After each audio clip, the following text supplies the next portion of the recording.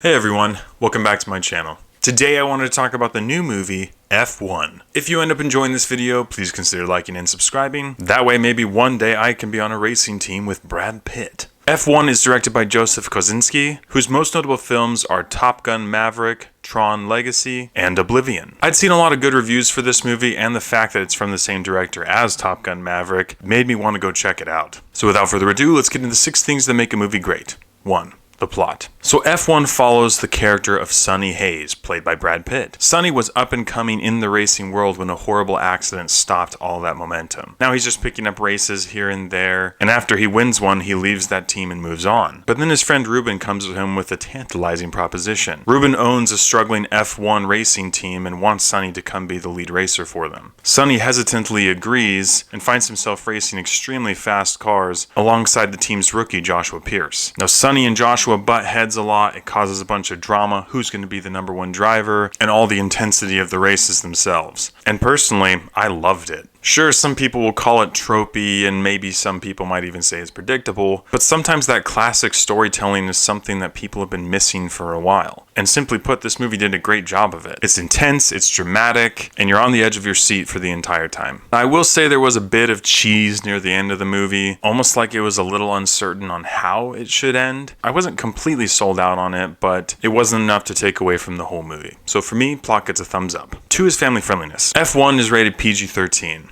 It has a mild to moderate bit of profanity, some sensuality including some sensual conversation, and some very intense action and racing moments. One thing also to mention is that this movie has 2 F-bombs in it instead of the typical 1 for PG-13 movies, and there is a suggested sex scene that pans away very quickly and there is no nudity whatsoever. Big fan of that discretion, nice job Joseph Kosinski. Even with those things though, this movie is definitely catered more towards adults as it also clears the 2.5 hour mark. So use your discretion, but for me, family friendliness gets a 50-50. 3 is acting and script. All of the acting in this movie was very well done. Everyone played their roles very well and were completely bought into the roles that they were playing. Brad Pitt seemed completely natural playing Sonny Hayes, and it was a really fun role to see him in. Kerry Condon was excellent as Kate. Damson Idris was awesome as Josh, and Javier Bardem is just great in every single role he's in, and he did awesome here as Ruben. It's so rare to have everyone on their A game, but it was present in this movie, and I thought the script of this movie was very well written. All of the dialogue between characters seemed on par with how the characters actually were, and their motives and intentions that were presenting in the film. There was also a lot of humor in this movie, and all of it landed. Just very tasteful comedy and very solid writing throughout the whole movie, except for a couple moments near the end. So for me, acting and script get a thumbs up. 4 is character development. The man of the hour here is Sonny Hayes, and you get a lot of character development with him throughout the movie. He's introduced as this hothead racer who doesn't have a ton to lose, but throughout the film he has to face himself and ask the question, why are you racing? And to be completely honest, I think they did a decent job with that, but there were also a couple tiny little holes in it that I wish they would have addressed a bit more. Now that is me being extremely picky because the character development in this movie was really good. And there's also side characters that help develop Sonny throughout this whole process. His relationship with Kate, all of the tension going on between Sonny and Josh. And in fact, you actually get a lot of development with the character of Josh himself as well. It just worked really well in the film regardless of the couple small things that seemed to be missing. So for me, character development gets a thumbs up. 5 is visuals and CGI. There might be a little CGI in this movie, but it was not super noticeable. But the camera work and the racing scenes were extremely intense and fun to watch. But there was something about the way that the racing scenes in this were shot that made them seem even more intense to me. Not only that, but there also is some music composed by Hans Zimmer in this movie, and that just takes a movie to the next level. In movies like this, it's really important to nail this area down, and I think F1 did an excellent job with that. So for me, visuals and CGI get a thumbs up. And 6 is rewatchability. F1 is 2 hours and 35 minutes long, and for a lot of people nowadays, that seems like a bit of a long movie. But if it's a really good film like this one, it does not affect you at all. There are so many things in this film that just work. There's a lot of attention to detail, and so it doesn't seem like you're getting 2.5 hours of fluff. You're also getting 2.5 hours of little details that they address for the most part that you pay more attention to as the film progresses and catch on to. But all in all, I found this movie extremely extremely enjoyable and very fun to watch. And it very much so is a film that I will watch again. So for me, rewatchability gets a thumbs up. With all these areas considered, I have to give F1